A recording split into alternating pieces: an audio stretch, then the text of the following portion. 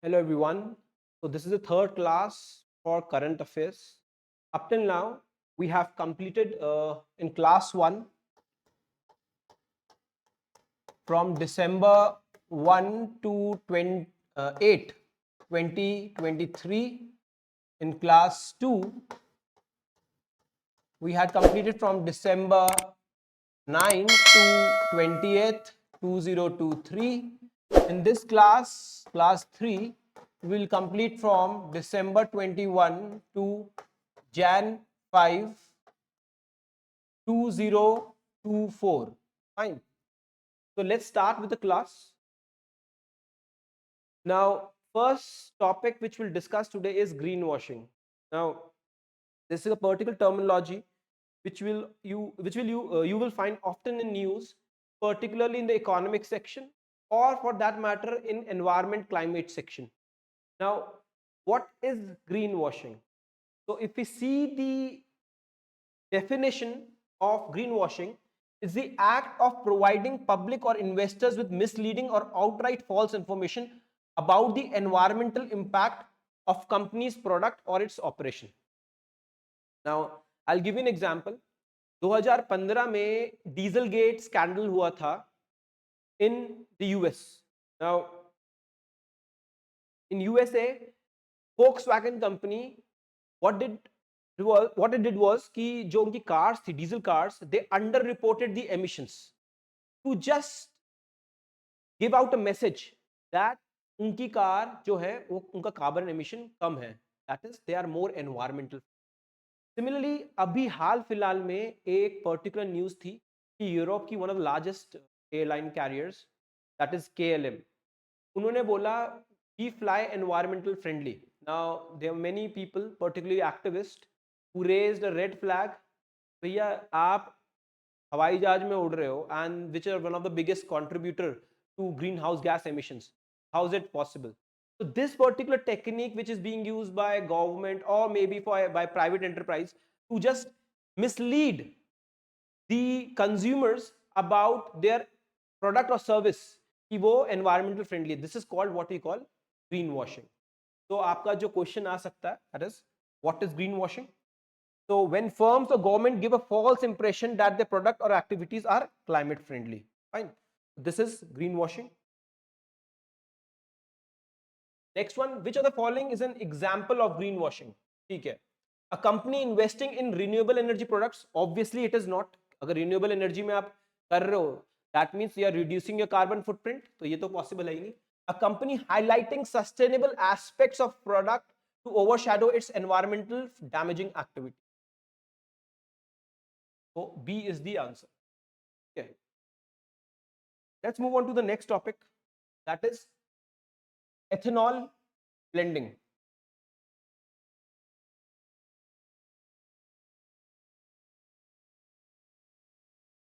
Now, ethanol blending you will find in often news again with respect to climate change and government policy with respect to that. Now, what is ethanol first of all? So, ethanol is an alcohol, right? With the chemical formula C2H5OH. दूसरा जो आपने generally पढ़ते हो वो पढ़ते हो methanol is CH3OH. Just for your information, CH methanol जो है इट इज उसका जो बेसिकली जो प्राइमरी फंक्शन है it is to denature, बोलते हैं डी नेचर एथेनॉल. अल्कोहल जो एथेनॉल है it is used for consumption by human beings also as beverages and alcohol ethanol is also used in industry. Now to make ethanol unfit for human consumption की उसका misuse ना हो, सो what we do is denature it by adding methanol, and methanol is highly toxic. It might lead to blindness, okay, and even death at times. That was extra information for you. Now let's stick to the news. Ethanol blending. So ethanol blending hai basically, now this alcohol which is being produced can also be used in blending in for petrol also. कि जो petrol जो fossil fuel आप produce कर रहे हो which you are extracting from the earth, हो क्या रहा है जो कार्बन आपने इतने सालों से इतने मिलियंस ऑफ ईयर से अर्थ के अंदर अंदर था वो आप एमिट कर रहे हो और CO2 प्रोड्यूस हो रही है and other green house gases, जिसके वजह से ग्लोबल वार्मिंग बढ़ रही है।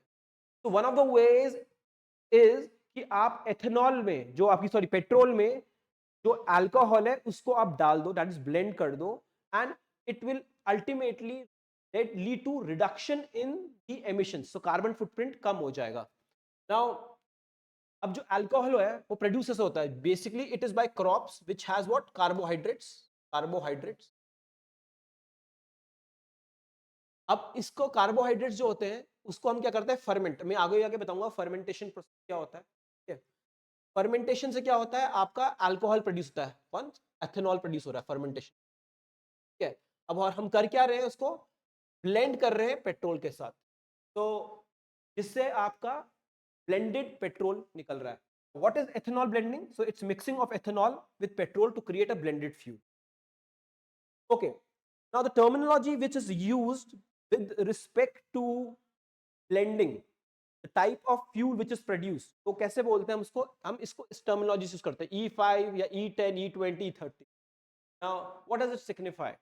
E5 means that is 5% of ethanol,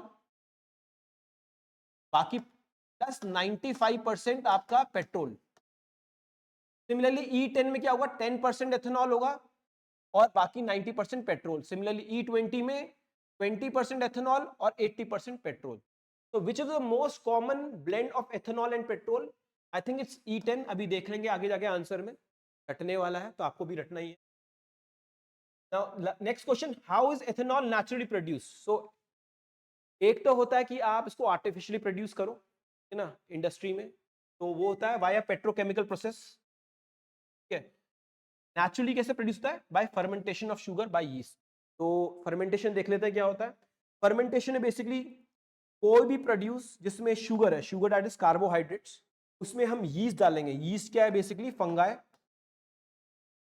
in the absence of oxygen, oxygen नहीं होनी चाहिए, तो इससे हम क्या बोलते हैं बेसिकली, एक होता है एरोबिक रेस्पिरेशन, एक होता है एनारोबिक रेस्पिरेशन। तो एनारोबिक रेस्पिरेशन होगी, जब ये होगा तो एक चीज प्रोड्यूस होगी carbon dioxide and other is alcohol that is ethanol. Now this particular fermentation process is also used in other industries apart from alcohol, for example baking। तो आपका जो ब्रेड वगैरह बनता है, तो जो ब्रेड में फ्लफीनेस होती है या बन में होती है, वो CO2 के वजह से होती है, CO2 रिलीज होती है और आपका जो बन है वो फूल जाता है। Fine, moving on. When was India's ethanol blending program launched? It was 2003. Remember this is Ratna Esco. According to National Policy of Biofuels. Yeah.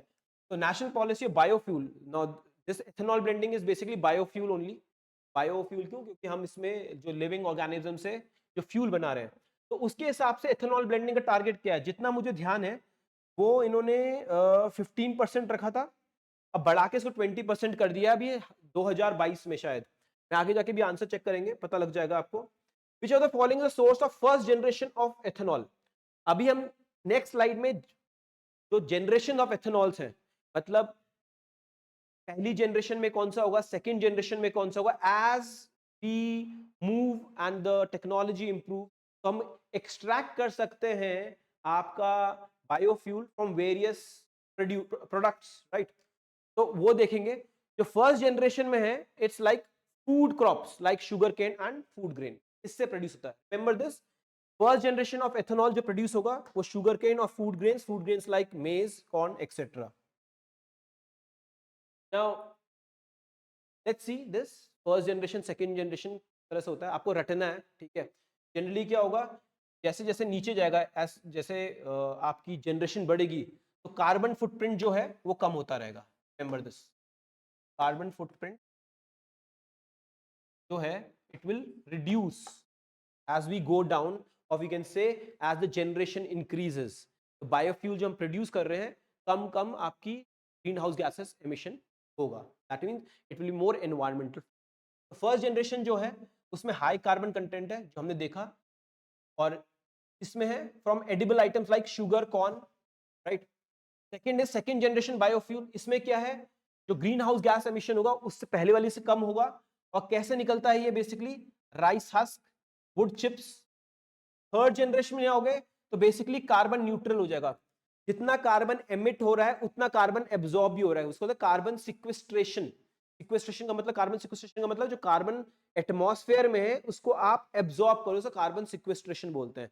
तो थर्ड जनरेशन बायोफ्यूल में ये क्या होगा, जितना ज्यादा आप जो बायोफ्यूल को यूज करोगे, जितना प्रोड्यूस हो रहा है carbon dioxide and global warming जो गैसेस हैं, उतना ही आपने जो आपका बायोफ्यूल था उसने एब्जॉर्ब करके रखा था, that is basically it becomes carbon neutral. Fourth generation biofuel जो होगा वो कार्बन नेगेटिव हो जाएगा, दैट मीन जितना उस पर्टिकुलर प्रोड्यूस को प्रोड्यूस करने के लिए लगा होगा उससे कम, जब आप उसको बायोफ्यूल बनाओगे उससे कम रिलीज होगा, दैट मींस कार्बन न्यूट्रल। तो basically carbon neutral fourth generation में क्या है, जेनेटिकली मॉडिफाइड क्रॉप्स है उसको यूज कर। These are the generation of biofuel. Now E10 जो मैंने आपको बताया था, 10 is 10% ethanol, most common blend. Similarly जो आपका टारगेट था वो 20% है, सॉरी वो 20% है, ठीक है ना। National policy of biofuel provided indicate target of 20%, तो ये थोड़ा आप उसको देख लेना। नाउ तो करेक्ट कर दिया मैंने आपके लिए। अब आगे चलते हैं, the next news which now these days you will find often in newspapers and even on social media, the rise of lifestyle diseases. Now what are lifestyle diseases? These are diseases which are because of our particular lifestyle which we live in this present generation, that is sedentary lifestyle. हम ज़्यादा बैठने वाला काम कर रहे हैं, have stopped working out, तो उसके वजह से जो डिजीज आ रही हैं बेस, तो हम लाइफस्टाइल डिजीज, जनरली ये डिजीज होती हैं नॉन कम्युनिकेबल होती हैं, लाइक डायबिटीज, हाइपरटेंशन एक्सेट्रा। तो एक major reason apart from our sedentary lifestyle, उसके अलावा जो दूसरा रीजन है वो है आपका जो आप खाना खा रहे हो, इसे जो टर्मिनोलॉजी यूज कर रहे हैं HFSS। HFSS क्या क्या हो गया, मतलब आपका high fat salt and sugar. इसको खाने के जो आप फास्ट फूड खा रहे हो या फिर कोई भी प्रोसेस फूड खा रहे हो, जनरली आप देखोगे उसमें बहुत हाई शुगर कंटेंट होगा, फैट कंटेंट होगा या सॉल्ट कंटेंट होगा। इसके वजह से आपकी जो लाइफस्टाइल डिजीज दे गेट एसेंटुएटेड, ठीक है ना। नाउ तो जो आप HFSS फूड देखोगे they are high in fat salt sugar but low in what, multi nutrients like vitamins minerals, dietary fibre basically carbohydrates and even proteins. Okay. So first question is, what does HFSS stand for? It is high fat, salt and sugar. Simple. Now many government are actually trying to control the consumption of HFSS. Now वो कैसे कर सकते हैं? Number one is आप regulation लेके आओ। अब India में जो रेगुलेटरी अथॉरिटी है with respect to food items, it is FSSAI, food standard safety authority of India, which actually regulate your food production and जो आपका सॉरी प्रोसेस फूड वगैरह है उसमें क्या स्टैंडर्ड्स होने चाहिए। तो आपका जो होमवर्क है FSI, जो हर एक मैंने आपको पहले ही बताया है, कोई भी एजेंसी है व्हेन इट वाज एस्टैब्लिश्ड किस मिनिस्ट्री के अंदर काम करती है, ठीक है, और उसका फंक्शन क्या है, फंक्शन या ऑब्जेक्टिव, फाइन। तो किस FSI लॉन्च द मूवमेंट 2018 का नाम क्या था, fit India movement, remember this. Now the other way apart from regulating the food content, the other way is that you provide a disincentive to the consumer to have these kind of products. How you can do it, you can make it more pricey. कैसे बढ़ाओगे price, via taxing. तो बहुत सारी countries plus Indian state, first Indian state was Kerala which introduce what we call fat tax, ठीक है, fat tax लाए थे। Now this particular fat tax, it was an indirect tax, GST आया उसके बाद, GST में वो मर्ज हो गया। But if they ask you the question which was the first state to incorporate this fat tax, it was Kerala, remember this, to give to provide disincentive to the consumers for not having. Okay, let's move on. Urban housing crisis in India and government initiative. Now we have actually talked about the urban housing program the last class, but मुझे कुछ ऐसी news दिखी, मुझे लगा कि शायद इसको भी इनकॉर्पोरेट कर लेना चाहिए. Now when we say urban housing crisis, it means that there is a shortage of affordable, good quality housing in the urban areas. Now, this is exemplified by the fact that number of slums in every urban area is increasing. तो आप देखोगे urban slums हैं या फिर जो dilapidated buildings हैं जहाँ पे कोई facilities नहीं है, तो वो काफी बढ़ रही हैं हर एक सिटी में. Even if you talk about Dehradun, ये भी काफी बढ़ रही हैं. Now what this whole process phenomena is called. Now this will study in society, but थोड़ा सा मैं आपको हिंट देता हूँ. इसको बोलते हैं हम over urbanization. Over urbanization is a phenomena where the present infrastructure of the city is not able to handle the growing population. And one of the manifestation of it is urban housing crisis, and it is reflected in the growth of slums, which do not provide proper hygienic facilities its denizens slash citizens. Okay, now तो इसको दूर करने के लिए urban housing पहली जो आपकी योजना है वो प्रधानमंत्री Awas Yojana, that is housing for all urban. ठीक है, ये हमने लास्ट क्लास में भी. तो बेसिकली हम क्या कर रहे हैं इसमें, हम ऑब्जेक्टिव क्या है कि आप जो अर्बन हाउसिंग में जो लोग हैं, गरीब लोग, ईडब्ल्यूएस, लो इनकम ग्रुप और मिडिल इनकम ग्रुप, इनको सब्सिडीज दे रहे हैं आप हाउसेस के लिए. ठीक है, they are providing some incentive to for them make a house. आपको ये नहीं देखना कितना मिल रहा है. Don't ask you that. Which program was launched in 2005? Now, 2005. Now, this is way back. This was UPA one time. तो उन लोगों ने एक पर्टिकुलर प्रोग्राम निकाला था. मैं आपको याद करने की जरूरत नहीं है, पढ़ना भी नहीं है, नाम पता होना चाहिए. And when NDA came, they just renamed it, you can say, and launched a similar program दूसरे नाम से. जो उन्होंने लॉन्च किया था उसका नाम था Jawaharlal Nehru national urban renewal mission. Basically ये जो प्रोग्राम था, ये अर्बन लोकल बॉडीज जो हैं आपकी म्युनिसिपैलिटी, म्युनिसिपल कॉर्पोरेशन, इनको आप पैसा प्रोवाइड करोगे for urban infrastructure, urban transport etcetera. ठीक है, तो जो उस टाइम पे प्रोग्राम था Jawaharlal Nehru urban renewal mission. Now this obviously this programme has been discontinued. Now similar programme under the NDA is what we call AMRUT. तो बेसिकली ये भी जो अर्बन रिजेविनेशन के लिए ही है, अर्बन वहाँ के लिए. तो it's Atal mission for rejuvenation and urban transformation, AMRUT बोलते हैं. इसका फुल फॉर्म आपको याद रखना है. नंबर 2 आपको करना है, लॉन्च ईयर कौन सा था, लॉन्च ईयर क्या था इसका.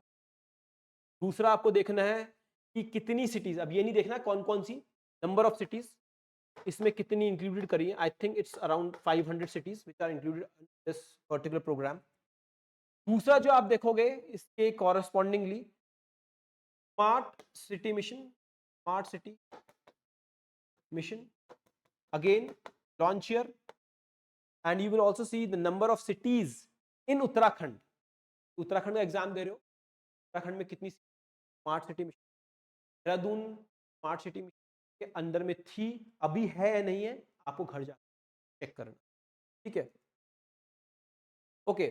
Which program launched in 2013 aims to reduce poverty and vulnerability of urban poor households by providing them with opportunities for skill development and self employment. तो बेसिकली ये क्वेश्चन पूछ रहा है, नाउ अर्बन हाउसिंग क्राइसिस है. Now the kind of poverty which people experience in urban area is different from rural area. So the government has provided particular programs कि लोगों के पास किस तरह से पैसा है, लाइवलीहुड है, तो उसके लिए भी प्रोग्राम बनाया हुआ है. तो मैं बताता हूँ कौन सा है के लिए. बेसिकली इसके लिए जो प्रोग्राम है वो है आपका दीनदयाल अंत्योदय योजना, नेशनल अर्बन लाइवलीहुड मिशन. तो अर्बन एरियाज में आप लोगों को लाइवलीहुड कैसे प्रोवाइड करोगे, by providing them skill set. आप उनको स्किल्स दोगे so that they can get self employed. अगर आपको याद होगा एक ऐसा ही प्रोग्राम रूरल एरियाज के लिए भी है, और ये स्टार्ट हुआ था way back, I think check the year also, it was NRLM, है ना, national rural livelihood mission. Go home and check the year, I think it's 1999। तो इसका भी वही ऑब्जेक्टिव था, to provide skill set to the rural and use of SHG को भी use कर रहा था इसमें। इसका नामकरण कर लिया था बाद में, उसका नाम हमने कर दिया था आजीविका, और अब ये नाम वही हो गया इसका, यही नेशनल रूरल लाइवलीहुड मिशन, है ना, और दीनदयाल अंत्योदय योजना के अंदर ही। ऐसी सर कॉरेस्पॉन्डिंग जो अर्बन एरिया का है वो ये है डे NULM, अर्बन आ गया रूरल की। This is with respect to your providing skill sets to the citizens और denizens in the urban area, वो लोग पॉवर्टी ट्रैप से बाहर आ सके, सेल्फ एम्प्लॉयमेंट जनरेट हो सके। Again this scheme Deendayal Antyodaya योजना, आपको ये चेक करना है कौन सी ईयर में स्टार्ट हुई थी, कौन से पर्टिकुलर, और सिमिलरली आप NRLM का भी देखोगे। Okay, now this particular news with respect to disputed islands. Now when we talk about disputed islands, उसमें सबसे पहला जो नाम आता है जो जनरली न्यूज में आता है वो आता है साउथ चाइना सी का। तो साउथ चाइना सी में आपको मैंने लास्ट टाइम में बताया था, पहली चीज आपको जो देखनी है वो देखनी है कौन कौन सी कंट्रीज इस डिस्प्यूट में है, that is along the periphery of South China Sea. तो आपको कंट्रीज के नाम पता होने चाहिए, वो पूछ लेंगे आपसे कि कौन सी कंट्री साउथ चाइना सी डिस्प्यूट में नहीं। Start from Philippines, China, clockwise बना सकते हो, China, Vietnam, Singapore, Malaysia, Brunei etcetera. तो इतनी कंट्रीज हैं, पता होना चाहिए। दूसरी है इसमें 9 डैश लाइंस, 9 डैश लाइंस का मैंने शायद बताया भी था आपको पिछली बार। दूसरा है कौन कौन सी आइलैंड डिस्प्यूट है साउथ चाइना सी में, वो है आपका स्पार्टली एंड पैरासल। ठीक है, अभी आपने देखा होगा ये कि फिलीपींस के साथ जो इशू हो रहा है वहां पे न्यूज में बार बार आ रहा है, क्योंकि वहां पे चाइना के अंदर में है अभी, and they have actually created artificial island, this particular islands को और बड़ा कर दिया है। ऐसी अगर आप देखोगे तो चाइना और जापान के बीच में भी डिस्प्यूट चल रहा है, वो चल रहा है आपका, I think it's East China Sea, है ना, आप देखोगे ईस्ट चाइना सी। इसमें जो आइलैंड है उसका नाम है आपका सेन काकू, स्पेलिंग थोड़ी डिफरेंट हो सकती है, सेन काकू, ये जापान में बोला जाता है सेन काकू। तो ये जो एक पर्टिकुलर डिस्प्यूट है जो जापान और चाइना के बीच में चल रहा है, China is claiming that it's their island, जो अभी जापान के ऑक्यूपेशन में। सेन काकू उसको जापान में बोलते हैं, ऐसी इसको जो चाइना में बोलते हैं वो डियावू, ऐसा कुछ नाम है, चेक कर लेना, डियावू ऐसा कुछ नाम है, ठीक है, डी से स्टार्ट होता है। नाउ तो ये तो न्यूज में आप सुनते रहते हो। ऐसे इंडिया और श्रीलंका के बीच में जो आ रहा है आजकल, ठीक है, जो अभी इलेक्शन चल रहा है उसके बीच में काफी रहा, तमिलनाडु, खासकर तमिलनाडु के जो इलेक्शन है उसमें, इसका नाम है कत्तेचीवू, है ना, if I am pronouncing it right, कत्तेचेवू। ठीक है, इसके बारे में आप देखोगे कत्तेचीवू, इट जो इंदिरा गांधी रेजिम के अंडर में इसको श्रीलंका को दे दिया गया था। Just go home and see, brief, थोड़ा विकिपीडिया में देखें ज्यादा डिटेल में पढ़ने की। उसके अलावा जो हम डिस्प्यूटेड आइलैंड यहाँ देख रहे हैं वो आ रहा है ईरान और यूएई। नाउ जो आइलैंड्स हैं वो कौन से हैं, अब ये मैंने ही पहली बार सुने, ग्रेटर टुन्ब, लेसर टुन्ब और अबू मूसा। तो बेसिकली तीनों हैं, तो आप इसको रट लेना या फिर एक बार नाम देख लोगे तो शायद भूलोगे नहीं, अगर जब सेकंड बार एग्जाम में नाम सामने आएगा, क्योंकि नाम ही अजीब से, ग्रेटर टुन्ब, लेसर टुन्ब और अबू मूसा। ठीक है, तो बेसिकली ये ईरान के अंडर में है अभी फिलहाल में, तो Iran has occupied them. Now obviously all these issues are colonial legacies. Time पे जो कॉलोनियल मास्टर्स थे इस एरिया, तो जब वो गए तो ये डिस्प्यूट गया, जैसे फॉर एग्जांपल इंडो पाकिस्तान का डिस्प्यूट, वैसे ही उनका भी डिस्प्यूट पुराना है। ठीक है, तो आपको ये नाम देखना है। दूसरा जो आपको पता होना चाहिए, तो खैर करने की जरूरत नहीं है कुछ, दूसरा जो आपको करना पता होना चाहिए, किस कंट्री के अंडर में है, आपको बताया था मैंने एडमिनिस्ट्रेटिव कंट्रोल, ये अभी ईरान के अंडर में है।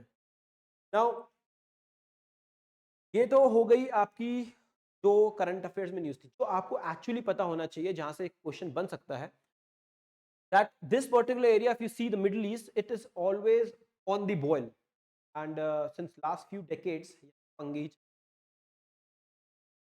now what is the basic issue कि हम international relationship में देखेंगे, just giving a brief about it, basically rivalry between Shia Iran and Sunni Saudi. Now there's a schism within the Islam, that is between the Shias and the Sunnis, वो हम देखेंगे IR में क्यों हुआ था, थोड़ा बहुत ब्रीफ में देख लेंगे उस टाइम पे। अभी जो आपको पता होना चाहिए फ्रॉम करंट अफेयर्स और यू कैन से from your examination point of view, वो पता होना चाहिए आपको GCC, that is gulf corporation council. तो गल्फ कॉर्पोरेशन काउंसिल आपको देखना है घर जाके, ये कब स्टैब्लिश हुआ, ठीक है। इसमें कौन से हैं, बेसिकली जो पर्शियन गल्फ है, right, this is the Persian gulf. Persian gulf के अराउंड जितनी ये कंट्रीज हैं, ठीक है, from right from Saudi Arabia, Oman, UAE, Qatar, Bahrain and Kuwait, basically they are generally have a monarchy and which is sunni led, ठीक है, generally Sunni lead monarchies है। तो इन लोगों ने अपना एक पर्टिकुलर ग्रुपिंग बनाई थी, जीसी, स्टैब्लिश कब हुआ था और इसका ऑब्जेक्टिव क्या है आप देखोगे, ठीक है। एंड ऑब्वियसली ईरान नहीं होगा क्योंकि ईरान इज व्हाट, या कंट्री, तो जीसीसी के बारे में से पता होना चाहिए। के अलावा दूसरी चीज आपको जो पता होनी चाहिए, तो मेरे दिमाग में ही मैंने डाल दिया न्यूज में, वो है दूसरी जो ऑर्गेनाइजेशन है, वो है organization for OIC, organization for Islamic cooperation. So basically it has approximately, लिखा भी है, 57 मेंबर्स, तो 57 Islamic countries are in it. India is not a member of OIC। Now ये जनरली आपको की बॉडीज रटने की जरूरत नहीं है, स्टैब्लिश कब होता है 1972, इतना पता होना चाहिए, फाउंडेड 1969, तो भी रहने दो। नाउ जो आपको पता होना चाहिए क्यों आता है न्यूज में, जनरली जब OIC की मीटिंग होती है, they always raise issue against India, particularly Indian occupation of Jammu and Kashmir. वो पाकिस्तान के बिहेस्ट में कोई ना कोई वहां से पर्टिकुलर अनाउंसमेंट या कुछ ना कुछ ऐसा होता है जो इंडिया को पोक करने के लिए होता है, तब होता है जनरली कोई इसका इररिलेवेंट ऑर्गेनाइजेशन, लेकिन आपको पता होना चाहिए। Moving on, the next news is with respect to Houthi rebellion, और ये भी उस साइड का ही है पूरा पूरा। तो Operation Prosperity Guardian and the Red Sea. Now if you see the Red Sea, the Red Sea connects the Suez Canal via and then Mediterranean Sea to Europe. It is one of the busiest sea lanes, और यहाँ से काफ़ी आपका cargo जाता है, right, from Europe to Asia and vice versa. And majorly जो आप बोलोगे जो जो रहता है वो होता है आपका फॉसिल फ्यूल, पेट्रोल और पेट्रोलियम प्रोडक्ट्स। तो यहाँ पे क्या हुआ बेसिकली, अभी आपको पता है Israel is fighting the Hamas. Now, Hamas is you can say an Islamic organization. Some people call it terrorist outfit also. So, terrorist outfit. Now, Israel क्या कर रहा है जो पैलेस्टीन में, तो उसके रिएक्शन में जो हुतीज हैं, जो कि यमन में एक कैन से इंसर्जेंट ग्रुप्स हैं। नाउ यमन में भी issue, as I said earlier on also, कि यमन में भी काफी सालों से इशू चल रहा है, and it always is connected to the rivalry between Iran and Saudi Arabia. तो देयर इन यमन, मैं शॉर्ट में बता रहा हूं आपको, यमन में जो हुतीज हैं, they are what basically Shias, they are being supported by Iran, and जो दूसरी जो गवर्नमेंट है वहां पे, दैट इज सऊदी सपोर्टेड। तो हो क्या रहा है, they are having a conflict. Now ये इसकी जो हिस्ट्री है वो बाद में देखेंगे, international relation. Now to show their solidarity and pressurize Israel to stop its action in Gaza, तो हुतीज ने क्या करा, जो ये शिपिंग लेन है, मैं आपको अगर इसमें अगर मैंने मैप वगैरह बना रखा है इसमें, this is the thing, map है आपका, मैं आपको समझाता हूँ यहाँ पे। यमन, तो यमन का जो ये वाला एरिया है, इधर वाला, we can say the western part, यहाँ पे आपके हुतीज HOU, हुतीज है, वो जो हुतीज रेबल बोलते हैं, हुतीज रेबिलियन बोलते हैं, they are in majority and they are holding this area. यहाँ पे इसकी जो कैपिटल है सना, यमन की, वो भी इनके कंट्रोल में है। तो यहाँ से जो ये आपका इंपॉर्टेंट शिपिंग लेन है, राइट, तो यहाँ से वो जितनी शिपिंग है वहां पे अटैक कर रहे हैं to pressurize what, Israel stop its incursion in Palestine. ठीक है, अब इसके रिएक्शन में क्या करा है, दी से US has tried to stop it. तो उन्होंने एक पूरा अपना एक ग्रुप बनाया है और एक पर्टिकुलर एक्सपीडिशन चलाया against the Houthis, which is called Operation Prosperity Origin, to protect the ships from being harmed by the Houthi, जो वहां से रॉकेट वगैरह लॉन्च करते हैं। Now what is the main purpose of Operation Prosperity Guardian? To support Houthi rebels in Yemen? No, counter the threat posed by Houthi rebel against merchant vessel in the, answer ये हो गया। Fine, मुझे इसलिए ज्यादा थोड़ा ज्यादा पता है क्योंकि मेरा एक फ्रेंड था मर्चेंट नेवी, शिप भी वहां पे अटैक हुई थी, तो इट्स डेंजरस सिचुएशन। इससे पहले सोमाली पायरेट्स भी थे, जो आप अगर 10 साल पहले जाओगे तो सोमाली पायरेट्स रहते थे इस एरिया में पर्टिकुलर न्यूज में, लेकिन आज है। Okay, which of the following countries is not participating in Operation Prosperity Guardian? Basically, obviously, you say Iran won't support this because they won't go against their can say subsidiary group, और जिन group को support करते हैं Houthis, तो obviously Iran is not participate. You don't need to remember all the names कौन कौन participate कर रहा है। ओके, अंडर इंडिया भी पार्टिसिपेट नहीं कर रहा है। Under which organization umbrella?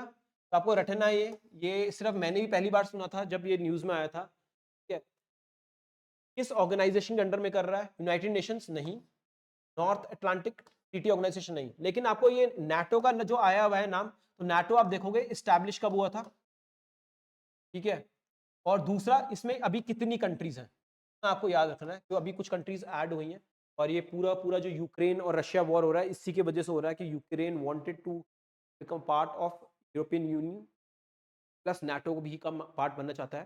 तो आपको क्या करना है, आपको देखना है कि जो नाटो है वो कब इस्टेब्लिश हुआ था, उसमें कितनी कंट्रीज हैं, फिनलैंड वगैरह, और ये आपकी नॉर्वे वगैरह भी अभी, फिनलैंड एंड आई थिंक वगैरह भी इसका पार्ट बने। Just go home. तो किसके अंदर पे हो रहा है operation Prosperity guardian? Combined maritime force, नाम रट लो, बाकी कुछ इसका इतना रेलेवेंस नहीं है, पहली बार देखा। This strait connects Red Sea to the Gulf of Aden. ठीक है, तो वेट इज बेसिकली बाब अल मंडब स्ट्रेट, ये आपको पता होगा, ज्योग्राफी में आप देखोगे बाब अल मंडब, ठीक है ना, और जितने भी ऐसे स्ट्रेट्स हैं, gulf of state of Malacca etcetera.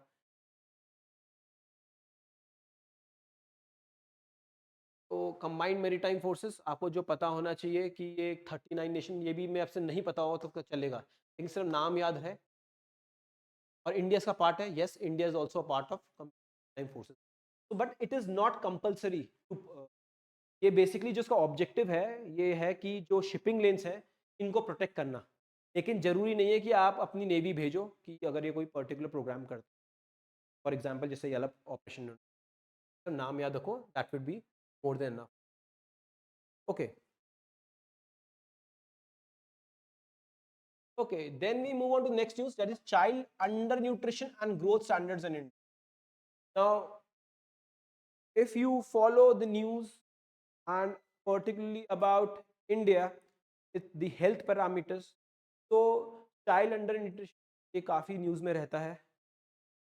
Now, India has, or you can say South Asia has one of the largest population of undernourished, malnourished children, just after your sub-Saharan African countries. तो basically एक news आई थी, एक report थी, पे दोबारा ये highlight हुआ था। तो पहली चीज हम देखेंगे, जो चाइल्ड मैल न्यूट्रिशन या अंडर न्यूट्रिशन है, इसको मेजर कैसे करा जाता है ना, and this is one of the particular questions. तो इसमें हम कैसे नापते हैं? First thing is stunting, remember this, stunting. Stunting का मतलब क्या हुआ? हाइट और एज। अगर आपकी बच्चे की हाइट एज के हिसाब से छोटी है, इसको हम स्टंटनिंग बोलते हैं। तो it reflects what? Undernourishment. Weight for height is called wasting. Remember this. अगर वेट कम है हाइट के हिसाब से, तो it is also reflection of under nourishment. Third is weight for age, that is underweight. तो ये तीनों फैक्टर देखे जाते हैं जब हम चाइल्ड मैल न्यूट्रिशन की बात करते हैं। जो आप पर्टिकुलर काफी पॉपुलर है ये इंडेक्स बीएमआई। बीएमआई हम यूज नहीं करते हैं, ठीक है ना, लेकिन आपको बीएमआई के बारे में पता होना चाहिए, बॉडी मास इंडेक्स। तो बीएमआई कैलकुलेट करने का फॉर्मूला है, as far I remember is it's weight in pounds, देख लेना इसको, और हाइट इन मीटर्स का स्क्वायर, ठीक है ना। ये आप फॉर्मूला घर जाके देखोगे, मैंने अभी ऐसी जितना मुझे याद रहा है मैं बता रहा हूँ। तो बीएमआई से आप कैसे पता करते हो? बीएमआई से भी पता लगता है कि अंडर नरिशमेंट वगैरह है या नहीं है, या ओबेसिटी है नहीं है। तो जितना मुझे ध्यान है 18 से नीचे जो होते हैं, तो बीएमआई आपका 18 से नीचे आ रहा है तो you are undernourish. 18 to 24 is generally considered healthy and above 24 is considered as obese, है ना, मोटापन, ओबेसिटी, ओबेसिटी जिसको बोलते हैं। तो आपको देखना है घर जाके, बीएमआई के बारे में देख लेना, cross check please all these facts. उसके बाद हम देखेंगे child under nutrition in India is influenced by multiple determinants such as, कैसे इंडिया में जो हम बोल रहे हैं मैल नरिशमेंट है इतना ज्यादा, ठीक है, वो किस वजह से है? तो आप देखो, food intake and dietary diversity, yes. Health and sanitation, yes. Women status and poverty, ये भी फैक्टर है। जो उस क्लास की वुमेन होगी, एक रिपोर्ट भी थी यूएन की, अगर आप देखोगे हर एक साल की education, extra year of education अगर माँ को मिलती है, तो the tendency of under nourishment, malnutrition in the children reduces. Fine. तो जितने कौन कौन से फैक्टर, ये सारे फैक्टर जो है which actually impacts what we say is child under nutrition in India. ठीक है, नाउ जो सबसे इसमें ज्यादा प्रेवलेंट था, नाउ आपको मैं एक चीज बताता हूँ, एक फैक्ट, एक पर्टिकुलर रिपोर्ट थी which became popular decade, decade भी नहीं, 15 साल पहले बोलो, उसे हम बोलते थे Asian enigma. Asian enigma. Asian enigma क्या है? एनिग्मा मतलब होता है puzzle. Now it was seen that जो इंडिया की बच्चे हैं, right, they were what? Malnourished, and when they compared it to sub Saharan African countries, तो वो कंपैरेबल था।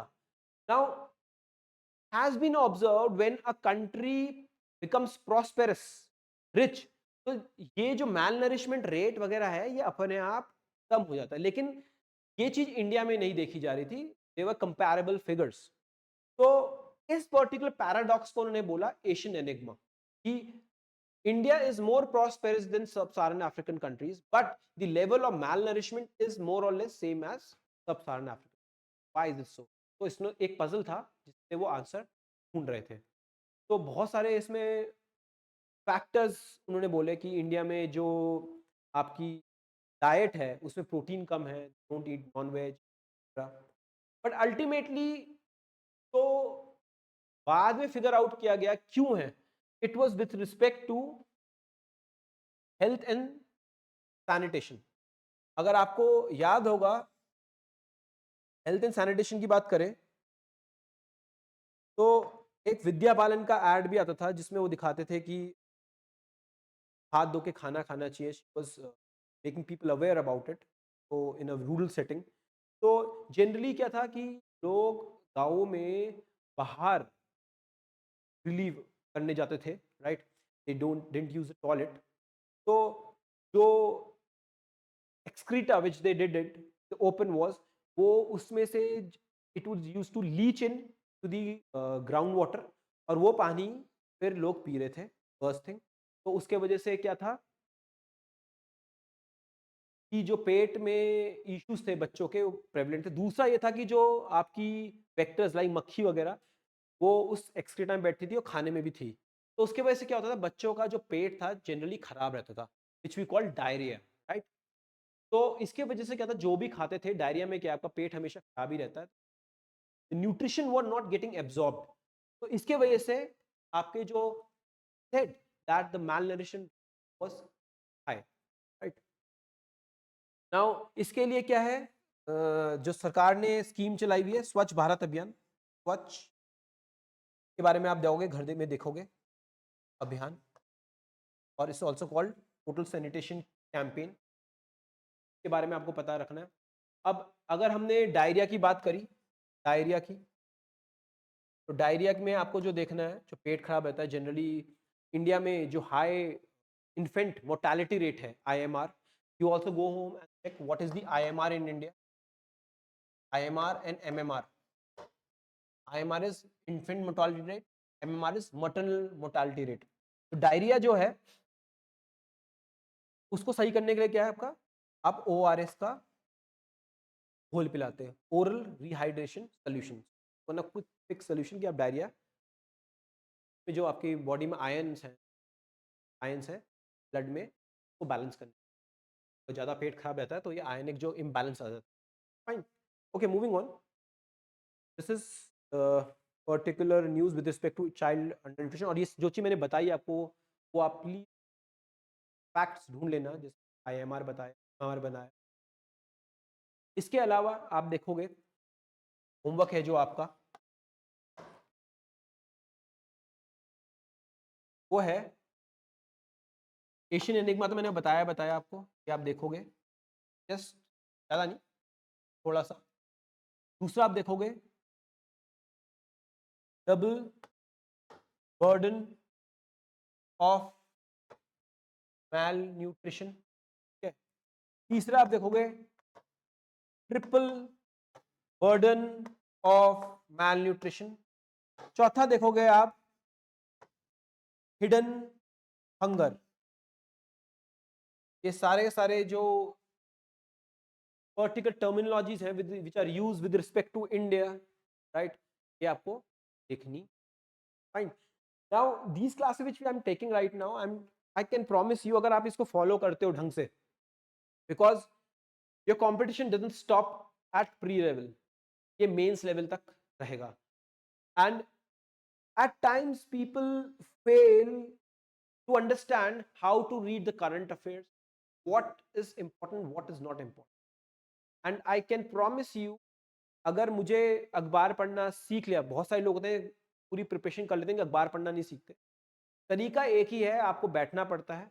और अगर आपको फैक्ट्स नहीं पता है कुछ, अगर आपने सपोजिटली, मैं अगर न्यूज़पेपर की बात करूं, अगर आप इकोनॉमिक सेक्शन पढ़ना चाह रहे हो, तो अगर आपको नॉर्मल टर्मिनोलॉजीज नहीं पता है, for example GD, NP, IIP, etcetera etcetera, और या फिर जो ऑर्गेनाइजेशन के नाम यूज हो रहे हैं उसमें, जैसे सेबी का नाम कर लिया या इरडा का नाम यूज, वर्ल्ड बैंक का कर लिया, now this is static part of GS. अगर आप उसको थोड़ा बहुत पढ़ते हो, अगर आपकी इकोनॉमिक्स है, तो आपको वो समझ आने, लेकिन इट टेक्स टाइम। तो आप हल्के हल्के, newspaper reading is also an art to learn it, and it takes time. तो ये अगर आप इसे फॉलो कर रहे हो, तो अगली बार क्या होगा, जब भी आप न्यूज़ में ये चीज़ देखोगे, देन आपको वापस ये जाके देख लेनी पड़ेगी, वरना क्या होगा, हर बार आपके लिए ये नई चीज़ होगी। फॉर एग्जांपल अगर हिडन हंगर की बात करूं, अगर एडिटोरियल में कहीं आता है, तो आप क्या करोगे, बेसिकली एक टाइम देखा, अगर आपने इसको कहीं इसका नोट नहीं बनाया, छोटा सा note, and those notes I can promise you will become irrelevant after some time, because आपके दिमाग में कुछ टाइम बाद छप जाएगा। लेकिन ये आपको प्रैक्टिस करनी पड़ेगी। अगर नहीं करोगे तो बार बार हिडन हंगर है, जैसे अगर ये टर्म आया, तो आपको बार बार जाके विकीपीडिया कहीं। Fine, moving on, global climate trends and events in 20।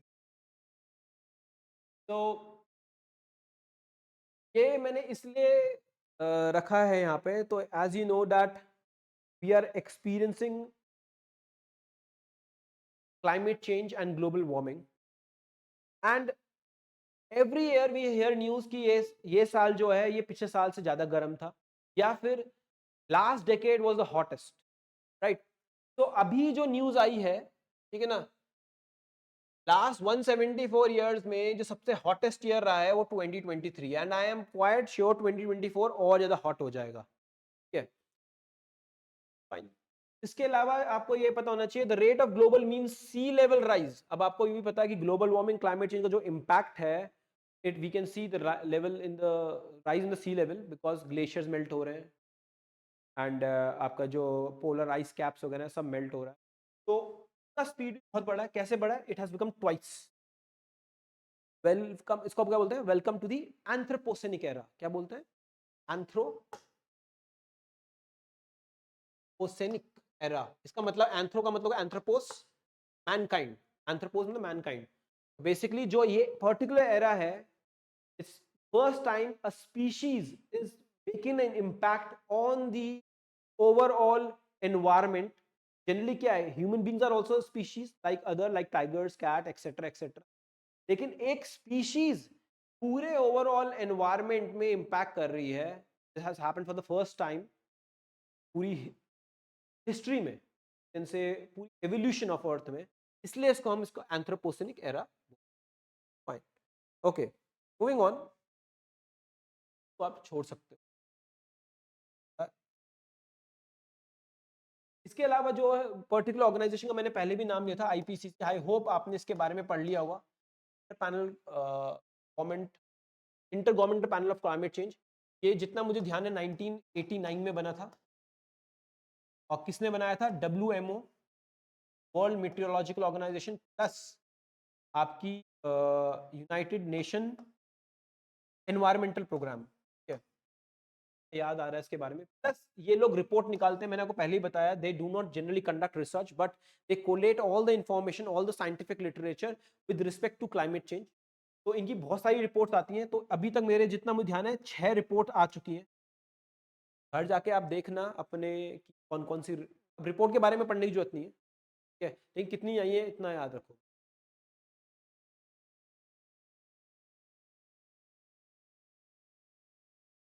Next जो न्यूज में था, Ayushman card and National Health Authority. तो बेसिकली आपको पता है आयुष्मान कार्ड स्कीम है। It's a insurance programme, largest insurance programme in fact run by any government around the world. तो जो पहला क्वेश्चन है कि who issues the Ayushman card? Which is the organization which issues the Ayushman card? It is National Health Authority. Remember this. Okay. थोड़ा आयुष्मान जो scheme है आपकी के बारे में बात कर लेते हैं। जैसे मैंने बताया आपको स्कीम के बारे में पता होना चाहिए। लॉन्च डेट 2018, ऑब्वियसली डेट याद नहीं होगी, ईयर याद रखना, 2018 में आया था। Implementing agency NHA, national. Target कौन कौन है? बेसिकली जो गरीब लोग हैं, ठीक है, उनके लिए। लेकिन स्टेट इसको मॉडिफाई कर सकती है कि वो तो यूनिवर्सल कर दे, सबके लिए कर दे। लेकिन जो सेंट्रल के हिसाब से है वो है सोशो इकोनॉमिक कास्ट सेंसस देखेंगे, जो वर्नरेबल पुअर लोग हैं उनके लिए है। ठीक है, क्या क्या ये चीजें प्रोवाइड कर रहे हैं? 5 लाख का हेल्थ कवरेज और secondary and tertiary hospitalisation.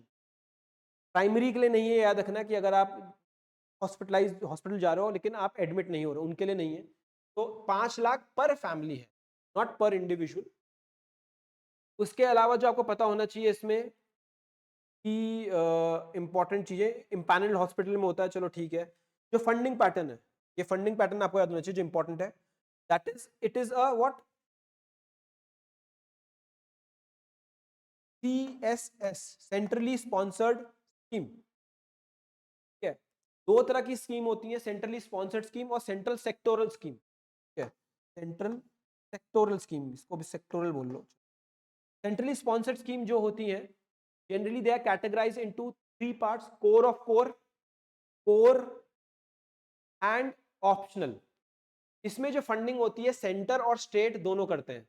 Again repeating, centrally sponsored scheme 3 तरह की होती है, कोर ऑफ कोर और ऑप्शनल। आपको सिर्फ होमवर्क घर जाके देखना है कोर ऑफ कोर स्कीम्स कौन सी, ज्यादा नहीं, 4-5 स्कीम्स हैं, उनके नाम देख लेना आप।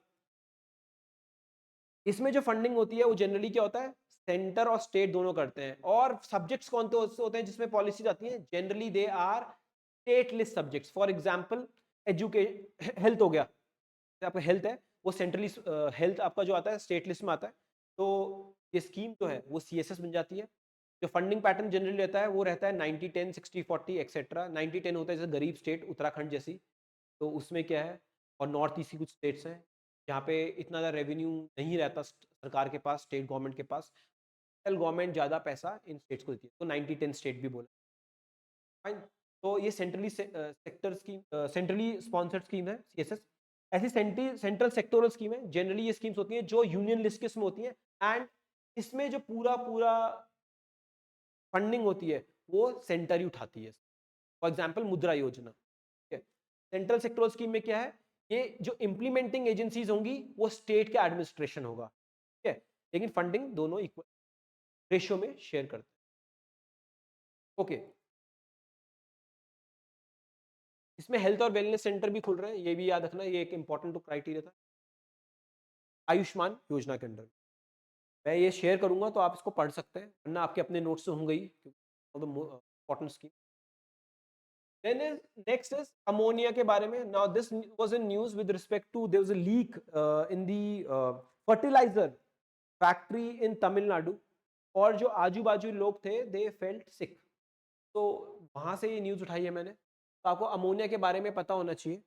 Now अमोनिया जो है बेसिकली नेचुरली भी प्रोड्यूस होती है और ह्यूमन एक्टिविटी से भी ये प्रोड्यूस होती है. Now जो naturally occurring region, which of the following is not a naturally occurring region, तो ऑब्वियसली क्या होगा, फर्टिलाइजर्स. तो फर्टिलाइजर इंडस्ट्री है, वहां पे अमोनिया यूज हो रहा है. बेसिकली अमोनिया क्या होता है, NH3, है ना, और जो फर्टिलाइजर बनाया जा रहा है जैसे यूरिया वगैरह बनाया जा रहा है, तो ये एन नाइट्रोजन प्रोटीन के लिए, ROTIEN प्रोटीन, तो इसके लिए यूज होता है. नाउ दूसरा जो है which is the primary method for industrial scale production of ammonia, it is basically जितना मुझे याद आ रहा है हेबर बॉश प्रोसेस है, तो चेक कर लेना, हेबर बॉश प्रोसेस ही है. ऐसे और भी है, जैसे सल्फ्यूरिक एसिड का कौन सा है आपको ये पता होना चाहिए, बेसिक है, नाम ही तो रटना है, सिर्फ इक्वेशन थोड़ी रटनी है ना, बैलेंस करनी है इक्वेशन, आपको सिर्फ नाम पता होना चाहिए, जो इंपॉर्टेंट साइंस एंड टेक का पार्ट है. Okay, global warming potential is a major. Now the thing is something which is will study in environment. तो जितनी ग्रीन हाउस गैसेस हैं वो कितने समय के लिए एटमॉस्फेयर में रहती है, नंबर वन, और वो कितना ज्यादा हीट एब्जॉर्ब करती हैं, ठीक है, उसे हम एक पर्टिकुलर ये है जो कंसेप्ट ना है global warming potential. Now what they do is they compare it with the most abundant, you can say, green house gas और the most prevalent green house gas, that is CO2. CO2 के comparison में कितने साल तक रहेंगी और उसका कितना ज्यादा इंपैक्ट रहेगा, उसके बेसिस में करते हैं. तो global warming potential is a measure of how much energy the emission of 1 ton of a gas will absorb in a given period. ठीक है, हीट एब्जॉर्ब कर रही है गैस, उसके वजह से तो जो टेरेस्ट्रियल रेडिएशंस हैं जो अर्थ से आ रही हैं, वो ये गैसेस एब्जॉर्ब कर रही हैं, जो हम ग्रीन हाउस गैसेस बोलते हैं, कितने समय के लिए कर रही हैं और कितने समय के लिए रहेंगी, तो उसके लिए करते हैं. तो कैसे, किससे कंपेयर करते हैं हम इसके लिए, 1 ton ऑफ कार्बन डाइऑक्साइड, तो कंपैरिजन किससे होता है, CO2 से. The time period usually use for calculating global warming potential is 100 years. मतलब कितने सालों तक रहेगी, तो जनरली 100, it remains for centuries also. ठीक है, तो 100 years का कंपैरिजन लेते हैं.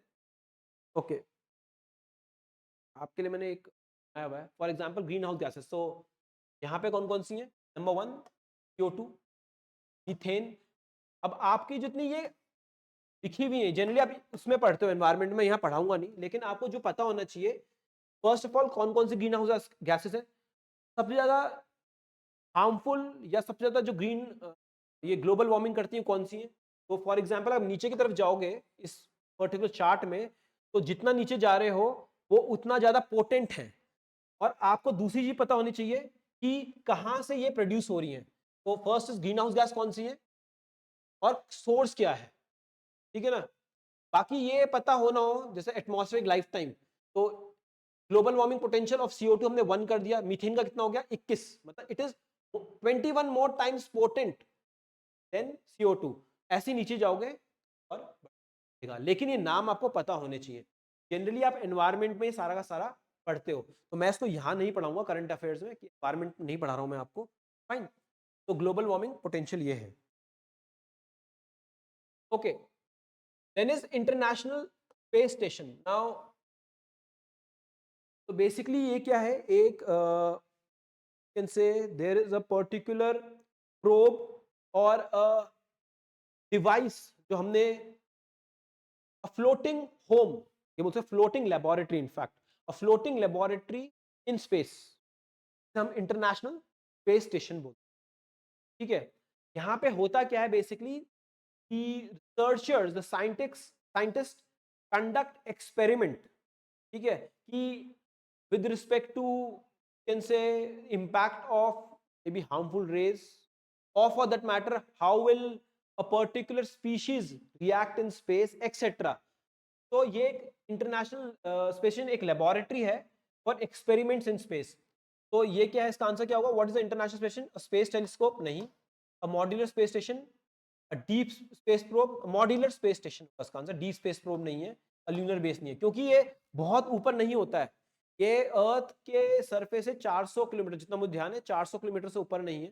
तो आपको रातों कभी कभी एक ये इंटरनेशनल स्पेस स्टेशन आपको दिख सकता है ट्विंकल करते हुए, ठीक है ना, मतलब वो ब्लिंक करते हुए चलता रहता है, you can see it moving, right.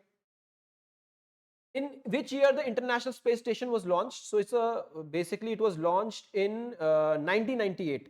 So it is a collaboration between various countries. It was US, samudhyane, US, then it is Russia, Japan, ये शायद, और कनाडा। ये आपको एक बार घर जाके देखना पड़ेगा कौन कौन सी कंट्रीज है, या फिर जापान नहीं है तो ईयू का है, ऐसा कुछ देखना पड़ेगा, जापान या ईयू में से एक है। Please go home and check it out. How many participating space agency are involved in International space Station? तो एक दो तीन चार, चार है जितना मुझे ध्यान है, चार या पांच क्या पड़ेगा। Okay, approximately how long does the international space station take circle? तो आई थिंक इट्स 45 मिनट्स या 92 मिनट्स, 120 तो नहीं है, इन दोनों में से वो एक चक्कर मार लेता है अर्थ का इतनी जल्दी, है ना, बहुत फास्ट कर रहा है। अभी देख लेंगे आंसर क्या होगा। The international space station serve the research laboratory for various fields, ठीक है, कौन कौन से? Astrobiology, astronomy, meteorology and physics, yes, both A and B. अभी आपका इसका आंसर आ जाएंगे। तो एक है मल्टीनेशनल कोलैबोरेशन इन्वॉल्विंग 5 पार्टिसिपेंट्स, तो बेसिकली जो जापान भी है और यूरोप भी है, ठीक है ना, मैं सोचता शायद एक है इनमें से, 5 हो गए। फिर है इंटरनेशनल स्पेस स्टेशन कितने देर में करता है? 92 मिनट्स में कर लेता है। रिमेंबर दिस, रटना है यार, अगर मैं भूल गया तो बड़ी बात नहीं है, आप भी भूल सकते हो, लेकिन एग्जाम आपने देना है तो आपको रटना पड़ेगा ये, ठीक है। बाकी चीजें मैंने आपको जो फैक्ट सही बताए थे। Nothing is which you need to remember here, all other thing which you remember is that, ऐसा नहीं है कि इससे पहले और ऐसे प्रोब नहीं गए हैं, तो लेबोरेटरीज बनाई गई हैं। सबसे पहली जो थी मीर थी, मीर वॉज यूएसएसआर, ये 1980s की है, एग्जैक्ट ईयर नहीं याद है, तो मीर नाम था उसका। अब जो चाइना है, तो you didn't saw the name of China there, China की जो स्पेस एजेंसी है उन्होंने अपना अलग से एक ऐसा स्पेस स्टेशन बनाना स्टार्ट कर दिया है, इसका नाम है टियंगोंग, TIANGONG। तो टियंगोंग नाम आएगा तो नाम याद रखना है आपको कि ये चाइनीज स्पेस स्टेशन है। अभी इंडिया ने ऐसा कुछ स्टार्ट किया है, फैक्ट इंडिया अभी स्पेस में आदमी पहली बार भेज रहा है ऑन इट्स ओन। गगनयान की जो बात हम करेंगे, तो गगनयान के बारे में आप देख लेना, गगनयान की मिशन आदित्य भी है, आपका सोलर सन से रिलेटेड है। वो होम अगर न्यूज़ में आगे आएगा तो मैं जरूर पढ़ाऊंगा उसको, लेकिन आपका ये होमवर्क रहेगा, because this class is more about collaboration rather than, देखो साफ सी बात है, करंट अफेयर्स इज वास्ट। के अलावा मैं जैसे आपको अभी इसमें आप देख रहे हो मैं हुज हु नहीं पढ़ा रहा हूँ आपको। हुज हु का मतलब हो गया जो इंडिविजुअल न्यूज में थे या बहुत ज्यादा फैक्ट बेस्ड, उसके लिए मैं आपको क्विजेस दूंगा, या working on them, and you will get quizzes. Try कि हम जितना ज़्यादा कवर कर सकें पूरे साल भर का, डाल सके, मंथली वाइज आपको क्विज मिल जाएगी, both national and international. Okay, then is next news is fossils in MP. Now fossils basically क्या होते हैं? Basically these are dead remains of plants and animals which have been trapped for millions, centuries, thousands of years under the earth and under the sea also. So एक particular area है कहाँ पे, बाघ, मध्य प्रदेश में, मैंने ये पहली बार सुना था। यहाँ पे भील ट्राइब रहती है, तो यहाँ पे आप भील ट्राइब के बारे में देखना, of the largest tribe in India. Bhil tribe जो है कौन कौन सी स्टेट में है ये आपको देखना पड़ेगा, स्टेट में आती है। ऐसे ही अगर देखना है तो गोंड भी देख लेना आप, one of the largest tribe. तो रिसेंट डिस्कवरी क्या है वहाँ पे, एक तो जो गोंड भील ट्राइब है, बिकॉज दे भी आप देखो tribes they generally worship nature, naturism में बिलीव करते हैं, worshipping particular can say deity which actually was a fossilized dinosaur egg। तो बेसिकली डायनासोर के अंडे को वो पूजा कर रहे थे, तो ये एक न्यूज़ थी, ठीक है। तो इसमें the dinosaur fossil national park is located कहाँ पे, कौन सी डिस्ट्रिक्ट में, this is in Dhar district of MP, Dhar district of MP. तो यहाँ पे बहुत ज़्यादा सारे फॉसिल्स पाए जा रहे हैं, in fact one of the largest across the world. तो यहाँ पे आपका नेशनल पार्क बन चुका है, इसको डायनासोर फॉसिल नेशनल पार्क बोल रहे हैं। इसके अलावा what is the significance of the fossil found in dinosaur national park, ठीक है।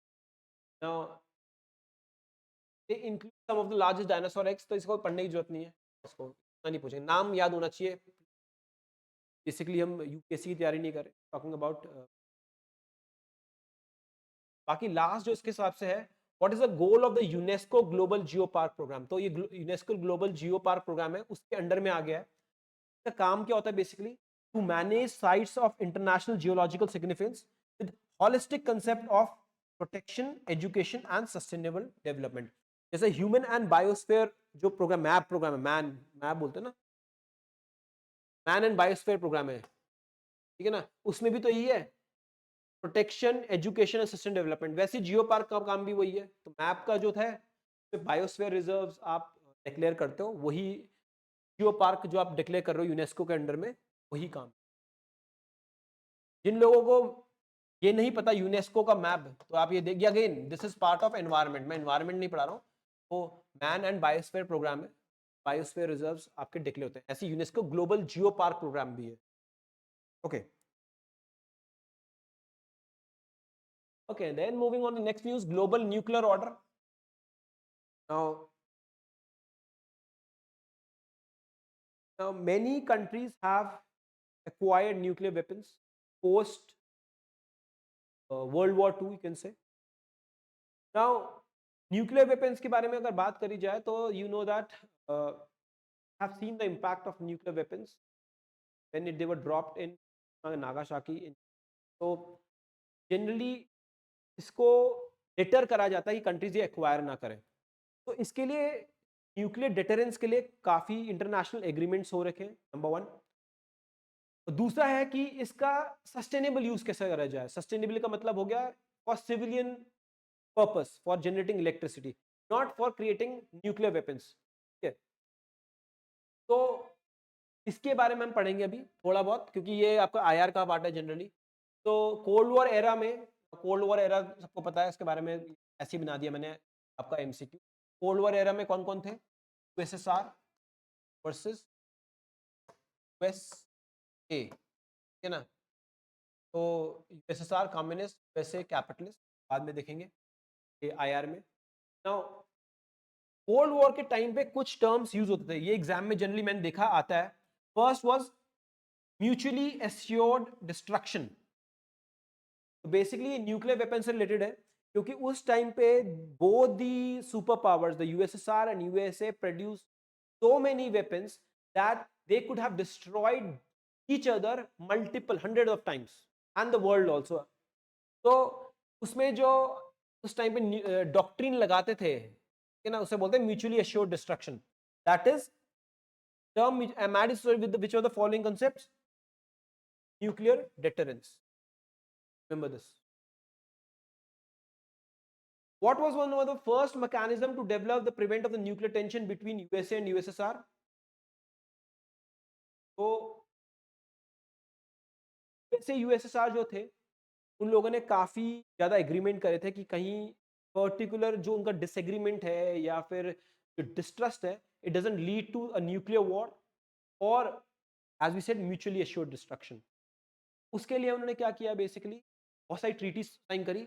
Start, strategic arms reduction treaty, ऐसी एक और है SALT, strategic arm limitation talks, है ना, सर नाम रखना याद, आपको पढ़ना नहीं। सॉल्ट स्टार्ट, ये जो ट्रीटीज थी अभी ये these are in under stress, why, because of this Ukraine and Russia war. तो सॉल्ट स्टार्ट थी, SALT 1, SALT 2, START 1, START 2, sir नाम रखना है। Then another agreement which was sign was NPT, nuclear non proliferation treaty. Now ये क्या है basically NPT? अब ये जो ग्लोबल वर्ल्ड ऑर्डर है, it is, you can always say that is governed by the powerful countries, powerful block. ठीक है, तो इन लोगों ने क्या किया वर्ल्ड वॉर 2 के बाद, they all created nuclear weapons. They were the 5 countries जो हम P5 बोलते हैं, 5 basically permanent members of the UNSC, in China also. So they developed nuclear weapons and they did not wanted that other countries should acquire them. तो उन लोगों ने एक treaty sign बनाई, एक एग्रीमेंट करा इंटरनेशनल, जिसे बोलते हैं न्यूक्लियर नॉन प्रोलिफरेशन ट्रीटी। कब आया? 19। This is a discriminatory treaty which doesn't allow countries which haven't signed NPT to develop nuclear weapons. और उसमें क्या लिखा हुआ है बेसिकली कि जो 5 ये कंट्रीज हैं P5, they are allowed to have nuclear weapons, rest of them can not have it. तो इट्स अ डिस्क्रिमिनेटरी ट्रीटी। कब आई थी? 1968 में। नाउ 1970, तो obviously India is not a signatory to NPT, why would India sign NPT? तो India ने सबसे पहली बार जो अपना न्यूक्लियर टेस्ट किया था वो करा था 1973 में। मुझे ध्यान है, घर जाके चेक करोगे, इंदिरा गांधी के टाइम पे, जिसे हम बोलते हैं स्माइलिंग बुद्धा, स्माइलिंग बुद्धा। ठीक है, पहली बार जो आपका टेस्ट हुआ था यहाँ पे हुआ था। नाउ जब इंडिया ने अपना ये टेस्ट कर लिया, उसके बाद एक ग्रुप और बना जिसे बोलते हैं हम nuclear supplier group. Now nuclear supplier group क्या था? इसका बेसिक ऑब्जेक्टिव ये है, नाउ अगर आपको न्यूक्लियर जो न्यूक्लियर मटेरियल इसको यूज करना है फॉर साइंटिफिक एडवांसमेंट, टेक्नोलॉजी उसके बीच, तो वो कैसे मिलेगी? क्योंकि सारी कंट्रीज के पास नहीं है। तो this particular group, supplier group which was created post 1973, ठीक है, आप ईयर देख लेना कब हुआ था। What does it do is its objective is to control over the transfer of nuclear technology for peaceful। और कंडीशन ये थी, जो लोग एनपीटी साइन करेंगे वही एनएसजी का पार्ट बन सकते हैं। अगर आपने एनपीटी साइन नहीं करा तो एनएसजी का पार्ट आप नहीं बन सकते। तो India is not a member of NPT, NSG का पार्ट भी नहीं है। Now things have changed. उस समय क्या था? कोल्ड वॉर एरा था, तो obviously US was against India. Now India and US, you can say, are now aligning with each other with respect to rise of China. तो अब क्या कर रहे हैं, जो इंडिया और यूएस के बीच में न्यूक्लियर डील हुई है साइन 2008 में, जिसे हम क्या बोलते हैं 123 एग्रीमेंट भी बोलते हैं, है ना, 123 एग्रीमेंट इसे बोलते हैं, इंडिया यूएस न्यूक्लियर डील, जो बुश और मनमोहन सिंह एरा में साइन हुई थी। तो यूएस क्या चाह रहा है? इंडिया को एनएसजी का पार्ट बनाना, कि वो डायरेक्टली बन जाए। लेकिन चाइना ऑब्वियसली एनपीटी सिग्नेटरी है, और जो कंडीशन है वो उसको बाईपास नहीं करती। That's why India is not member of NSG, though US and its allies want India to be part of NSG. तो nuclear supplier group which controls nuclear technology. Which of the following statements is true about the global nuclear order since the NPT was signed? Only 4 countries have gone nuclear post NPT. Fine. कौन सी 4 countries हैं जो हो गई हैं? एक तो India हो गई,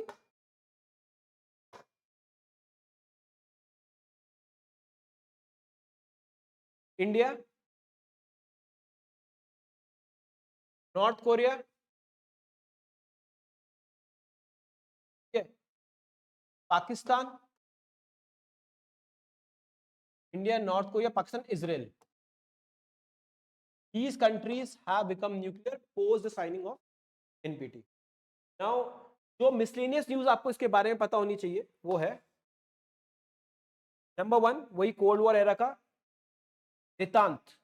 Now détente is a word, it's a French word which was quite popular during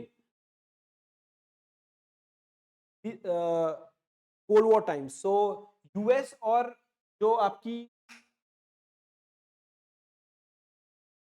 USA और यूएसएसआर जो दो कंट्रीज थी, तो दो ब्लॉक्स थे, तो there was a time when they came together to reduce the tension, है ना, when two enemies start talking to each other or maybe there's a reduction in tension, this is called detente. Start और salt मैंने आपको बता दिया है, कैसा full form आपको, strategic arms reduction treaty, strategic arm limitation talks. फिर एक चीज आपको पता होनी चाहिए, वो MECR।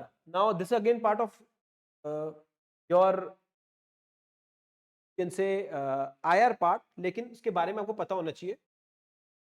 इसे बोलते हैं मल्टीलैटरल एक्सपोर्ट कंट्रोल रेजिम, ठीक है। तो बेसिकली अभी क्या है, ऐसे जैसे हमने अभी न्यूक्लियर सप्लायर ग्रुप पढ़ा, तो न्यूक्लियर सप्लायर ग्रुप क्या है, बेसिकली एक पर्टिकुलर ग्रुप है जो न्यूक्लियर टेक्नोलॉजी को कंट्रोल कर रहा है। ऐसे अलग अलग ग्रुप बना रखे हैं जो अलग अलग चीजों को कंट्रोल करते हैं। तो बेसिकली दिस इज डिस्क्रिमिनेटरी, जो लोग इसको साइन करेंगे उनको ही मिलेगा। तो इसमें चार है बेसिकली जो आपको देखने हैं। एक है न्यूक्लियर सप्लायर ग्रुप, NSG जो बताया, उसके अलावा है missile control technology, MCTR, missile control technology regime, ठीक है ना। उसके अलावा इसमें है ऑस्ट्रेलिया ग्रुप, और चौथा है वासेनार एग्रीमेंट। बेसिकली क्या है, MECR के अंडर में आते हैं, ठीक है ना, multilateral export control regime. NSG का पार्ट इंडिया नहीं है, बाकी तीनों का पार्ट इंडिया बन चुका है। मिसाइल कंट्रोल ऑब्वियसली मिसाइल से रिलेटेड है। ऑस्ट्रेलियन ग्रुप आपका जो केमिकल वेपन्स वगैरह उससे रिलेटेड है। Wassenaar agreement dual control, dual use of technology जो होते हैं। फॉर एग्जाम्पल अगर आप AI की बात करो, वो भी ड्यूअल यूज के लिए यूज करा जा सकता है, एक्सेट्रा। से बहुत सारे ऐसी टेक्नोलॉजीज हैं जो कि GPS जैसे डुअल यूज है उसका, तो उसकी जो ऐसी टेक्नोलॉजी जिसका डुअल पर्पस हो सकता है, वो वासेनार एग्रीमेंट के अंदर। तो इंडिया क्या है, NSG का पार्ट नहीं है, MCTR का पार्ट है, ऑस्ट्रेलिया ग्रुप का पार्ट है और वासेनार। इसके अलावा आप जो देखोगे वो है CTBT, comprehensive test ban treaty, ठीक है। ये कब साइन हुई थी? India is not a signatory to it, 1996 की ट्रीटी है। India is not a signatory to it. CTBT का जो ऑब्जेक्टिव है बेसिकली वो है to ban nuclear explosion, nuclear test in any environment. Any environment का मतलब क्या है, वेदर इट इज अंडरग्राउंड जैसे इंडिया में हुआ था पोखरण में, या फिर अंडर वाटर या इन एयर ऑल्सो, कोई भी एनवायरमेंट में आप न्यूक्लियर टेस्ट नहीं कर सकते। तो ये बैन लगा है। तो ये CTBT है ट्रीटी, अभी तक ये फोर्स में नहीं आई है। India hasn't signed it, remember this, just go home and just look into it.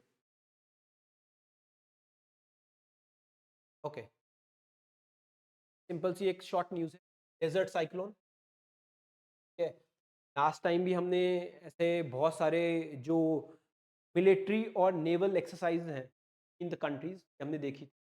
Desert cyclone जो है आपको याद रखना है, ये इंडिया और UAE के बीच किस जगह पे हुआ है ये, as far as remember it is कनेर जयपुर, महाजन, महाजन में है, महाजन राजस्थान में हुई थी, आपको याद रखना है।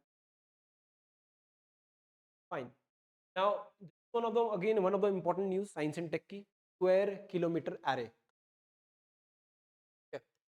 basically this is a international collaboration between multiple countries, जो कि आपकी particular I think radio waves detect करेंगे ऑन अर्थ, ठीक है। तो एक स्क्वायर किलोमीटर का आपका पूरा पूरा एक एरिया होगा जहां पे आपके इक्विपमेंट्स लगेंगे। India has become part of it. तो India is get full membership of multinational project which is called square kilometre array. अब ये कहाँ पे है बेसिकली, ये टेलीस्कोप जो लगेंगे, ठीक है, कहाँ लगेंगे, ये ऑस्ट्रेलिया और साउथ अफ्रीका में लगेंगे। Both are in southern hemisphere, ठीक है। वहां से स्पेस को ऑब्जर्व करना ज्यादा आसान रहता है। ऑस्ट्रेलिया एंड साउथ अफ्रीका में India has become part of it, remember this. What is the primary objective of the SKA project? To build a new space station? No, to observe map galaxies to the edge of, yes, to observe map and galaxies, इसका answer, है ना, रहेगा। Now इसके अलावा आप जो देखोगे, James Webb telescope हमने लास्ट क्लास में पढ़ लिया था, हबल टेलीस्कोप भी हमने लास्ट क्लास में देख लिया था।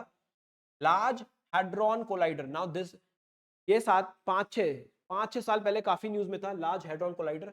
ये एक प्रोजेक्ट है CERN का। This is basically European nuclear agency. European, ये ऑब्वियसली एक्रोनिम आगे पीछे रहता है इनका, यूरोप में खासकर फ्रेंच होता है जब, तो CERN is a nuclear agency there, जो ये प्रोजेक्ट चला रहा है लार्ज हैड्रॉन कोलाइडर। तो बेसिकली ये एक्सीलेटर है, ठीक है, और which is particular device which has been created by CERN, और काफी कंट्रीज में इन्वॉल्व है, India is also participating in it. Large hadron collider का जो बेसिक ऑब्जेक्टिव था वो था to find God particle, God particle, और इसे हम क्या गॉड पार्टिकल बोलते हैं, हिग्स बोसॉन भी बोलते हैं। क्या, हिग्स बोसॉन, नहीं नहीं पढ़ा कोई बात नहीं, रट लो उसको। तो लार्ज हैड्रॉन कोलाइडर सर्न ने बनाया हुआ है। CERN is the nuclear regulatory agency air Europe. इसका काम क्या था, to find God particle which is also called Higgs boson.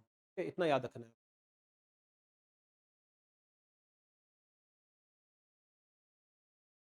सर्न मैंने बता दिया, गॉड पार्टिकल मैंने बता दिया है, ठीक है? नाम रखना है याद, सब कुछ याद नहीं रखना है। इसका पेपर दे रहे हो, ज़्यादा डिटेल में पढ़ने की जरूरत नहीं है, मेरी एडवाइस रहेगी, थोड़ा थोड़ा देखना है, जस्ट ब्रीफली देखो आप। Okay, then is micro finance institutions in India. Now micro finance है, वर्ड इससे मतलब करो कि छोटे छोटे पर्टिकुलर या लोन की बात करो, सेविंग्स की बात करो। Now this is one of the micro finance is one of the tools of financial inclusion, so that poor people, deprived section become part of the whole economy. They get loans, they could save some money. Now जो आपको पता होना चाहिए इसके बारे में, micro finance primarily aims to provide financial assistance to what, obviously low income house. What are the micro finance institution regulated, who regulates micro finance institution in India? The answer is RBI. ये important question है, याद रखना, RBI इनको control करता है ना। ऐसे बहुत सारी माइक्रो फाइनेंस इंस्टीट्यूशन हम एनबीएफसी बोलते हैं, NBFC, non banking financial corporation. बहुत सारी कंपनीज इसमें एंगेज है जो छोटे छोटे माइक्रो प्रोडक्ट्स बनाती हैं गरीब लोगों के लिए। Which of the following is a component of micro finance? तो micro insurance yes, micro credit yes, micro saving yes, micro leasing नहीं, है ना, लीजिंग नहीं होती इसमें, आप सेविंग इंश्योरेंस वगैरह करवा सकते। ओके, इसके अलावा जो आपको पता होना चाहिए, सरकार ने क्या स्टेप ले रखे हैं माइक्रो फाइनेंस के लिए इंडिया में, ठीक है? तो एक तो आपको पता ही है एसएचजी बैंक लिंकेज प्रोग्राम, इसमें आप देखोगे नबार्ड का भी नाम भी आता है, नबार्ड के बारे में देख लेना, है ना, नबार्ड नेशनल रूरल बैंकिंग के लिए है, नबार्ड के बारे में आप देखोगे तो ये is one of the primary organization which also in this SHG bank linkage program, ये आपके सेल्फ हेल्प ग्रुप का प्रमोशन के लिए। Then is financial support by NABARD and SIDBI. SIDBI के बारे में देख लो, सिडबी के बारे में देख लेना कब स्टैब्लिश हुआ, इसका बेसिक ऑब्जेक्टिव क्या है और कौन सी मिनिस्ट्री के अंदर आता है। स्मॉल क्या है, small industrial development bank of India, ठीक है ना। उसके अलावा मुद्रा योजना, ये आप देखोगे ये 3 तरह के लोन होते हैं, शिशु, लघु, एक और होता है। तो आपको देखना है कि मुद्रा योजना में फर्स्ट ऑफ ऑल क्यों खोली गई है, इसका बेसिक ऑब्जेक्टिव क्या है, और दूसरा आपको देखना है मुद्रा योजना के अंडर में कि कौन से 3 तरह के लोन देती है। फिर है इंश्योरेंस प्लान है, छोटे छोटे जो बच्चे गरीब लोगों के लिए होते हैं। एक है अटल पेंशन योजना जो आप देखोगे, और आम आदमी बीमा योजना, ठीक है। तो अब कौन सी ईयर में आई थी, राइट, और कितना कंट्रीब्यूशन करना पड़ता है इंश्योरेंस, ये आपको देख। ओके, फिर एक न्यूज थी बुक्सा टाइगर रिजर्व के, ठीक है। अब बुक्सा जो था basically, Buxa tiger reserve West Bengal में है, और यहाँ पे जो टाइगर्स थे they almost extinct, got extinct, right. तो वहाँ पे दोबारा रिवाइव करा गया है। तो कहाँ पे है बेसिकली, ये है आपका, हमें ध्यान है, भूटान बॉर्डर में है, ठीक है। तो कौन सा बुक्सा जो टाइगर रिजर्व है, दिस इज नॉर्थ बंगाल, ये भूटान बॉर्डर से वो रहता है, बंगाल में है। उसके अलावा जो आपको इसमें पता होना चाहिए, एक है आपका NTCA, national tiger conservation authority. फिर उसके अलावा जो आपका है इसमें टाइगर के लिए प्रोग्राम चल रहा है, कौन सा है वो देखना है आपको, और एलिफेंट के लिए।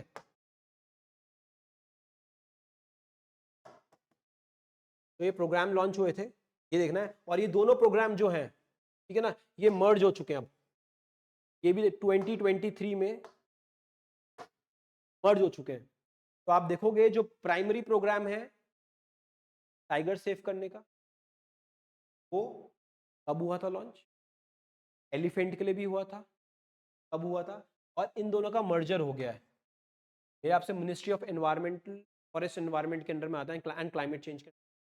और NTC is the statutory authority actually look after this, need to go home and it, fine, okay. ये होता है रिकॉर्डेड सेशन। आप जब बच्चों से वार्तालाप नहीं कर पाते, if you actually talk to the, तो और चीज़ें नहीं निकल के आती है, इसकी not feasible this time live session ले पाऊँ, आ रहे थे कल, तो आज हमें ऐसे रिकॉर्डेड सेशन करना पड़ रहा है, and it becomes really boring जब आप अकेले वीडियो के कैमरा के सामने। Okay, then is news with respect to EVM and VVPAT. ठीक है, आजकल ऑब्वियसली न्यूज़ में रहेगा क्योंकि इलेक्शन चल रहा है, इलेक्ट्रॉनिक वोटिंग। तो बेसिकली ये पावर किसके पास आती है, इलेक्शन कमीशन के पास कहाँ से आई, तो याद रखना रिप्रेजेंटेशन ऑफ पीपल एक्ट है, गिव इट्स पावर, गेम्स और इवन वीवीपैट, ठीक, ये पता होना चाहिए आपको। What are the two main units of EVMs, क्या क्या है ईवीएम, जो मेजर यूनिट है, याद रखना ये कंट्रोलिंग यूनिट है और बैलेटिंग यूनिट है, ठीक है। और दूसरा जो कंपनी इसको मैन्युफैक्चर कर रही है बीईएल है, भारत इलेक्ट्रिकल लिमिटेड। तो इसके दो यूनिट होते हैं। Software use in EVMs is one time programmable. इसका मतलब क्या है, मतलब ये है कि एक बार आपने मैन्युफैक्चरिंग टाइम पे जो प्रोग्राम डाला है उसके बाद आप उसको चेंज नहीं कर सकते, ठीक है। मतलब आप टैंपरिंग नहीं कर सकते सॉफ्टवेयर के साथ, सिंपल एज दैट। तो वन टाइम जो ओटीपी वर्ड है, वन टाइम पासवर्ड नहीं है यहाँ पे, वन टाइम प्रोग्रामेबल इसका नाम। तो ये आप जो सॉफ्टवेयर है उसको चेंज नहीं कर सकते। Then is the voter verifiable paper audit trail system is design to, ये है आगे आपका, count votes electronically, provide a paper trail to verify the vote cast. तो ये वीवीपैट इसलिए इंट्रोड्यूस किया था क्योंकि ऑपोजिशन पार्टी ये समझ रही थी कि there is some issue with the EVMs, right, they favour the ruling party. तो उसके लिए जो ये इशू था, जो मिसट्रस्ट था, उसको हटाने के लिए वीवीपैट आया। अब सुप्रीम कोर्ट की न्यूज में क्यों है, सुप्रीम कोर्ट की रिसेंट जजमेंट आई है कि कितने आपको, कितने बूथ से ये वीवीपैट निकालने चाहिए, कितने उसको आप ऑडिट कर सकते हो। तो जितना मुझे ध्यान है वो 5 कर दिया गया है कि एक पर्टिकुलर कॉन्स्टिट्यूंसी 5 आप पोलिंग बूथ है वहां पे आप इसको वेरीफाई कर सकते हो, ठीक है। Now the another thing which you need to remember और फाइंड योरसेल्फ इज, एक चीज रहेगी आपका कि ईवीएम, ईवीएम जो है कब इंट्रोड्यूस हुए थे, फर्स्ट टाइम कहाँ यूज हुए थे। दूसरा आप देखोगे वीवीपैट जो है वो फर्स्ट टाइम कहाँ यूज हुआ था। थर्ड है नोटा ऑप्शन कब इंट्रोड्यूस हुआ था। तो ये चीज आपका होमवर्क है। मूविंग ऑन, फिर आपके कुछ ग्लोबल स्पेस मिशन है जो कि ये थोड़ा सा गड़बड़ हो गई है। मैं इसको जो, मतलब can see that information is not there, मैंने बनाया था लेकिन कारणवश ये यहाँ पे नहीं आ पाया। तो जब मैं ये आपसे पीडीएफ शेयर करूंगा वहां पे ये इंफॉर्मेशन होगी। ज़्यादा नहीं है। इसमें जो उस टाइम उस पर्टिकुलर ईयर के मेजर प्रोग्राम्स थे, उनकी इंटरनेशनल लेवल पे लिस्ट थी और वो किससे रिलेटेड थे। तो ये मैं आपको जब पीडीएफ शेयर करूँगा तब आपको ये मिल जाएँगे। Fine. So this will be all in today's class. I know this is a very pretty long class, but what आप लोगों ने ही डिमांड करी है, तो आई एक्सपेक्ट कि आप लोग जब ये क्लास कर रहे हो तो साथ में जो होमवर्क दिया जा रहा है वो भी कर रहे हो। Have completed till what? January 5 2024। Next हम जो आएंगे क्लास में, जो क्लास नेक्स्ट क्लास होगी, तो 15-20 दिन में, 15 दिन एटलीस्ट तो करूँगा तो हम होपफुली जनवरी या जनवरी थोड़ा सा बचेगा, हम कंप्लीट कर लें। तो that will be all. Last चीज़ में हाँ एक और चीज़ बोलूँगा कि हाँ तो इसमें आप देख रहे हो फैक्ट्स वगैरह नहीं है, मैंने बीच क्लास में भी बोला था who's who facts, sports person किस क्या जीता, के लिए आपको क्विज फॉर्मेट में मिल जाएगा both at national level and international level. तो I will make it part of a quiz and maybe start a new test series जिसमें उत्तराखंड के बेस्ड क्विजेज होंगी और दूसरा आपका करंट अफेयर्स की क्विजेज मैं अलग से रखूंगा। इसमें फुल लेंथ टेस्ट भी इंक्लूड कर देंगे। जिन लोगों ने पहले से एनरोल किया हुआ है टेस्ट सीरीज के लिए या फुल लेंथ प्रोग्राम के लिए, उनको दोबारा एनरोल करने की जरूरत नहीं। That will be all from my side today.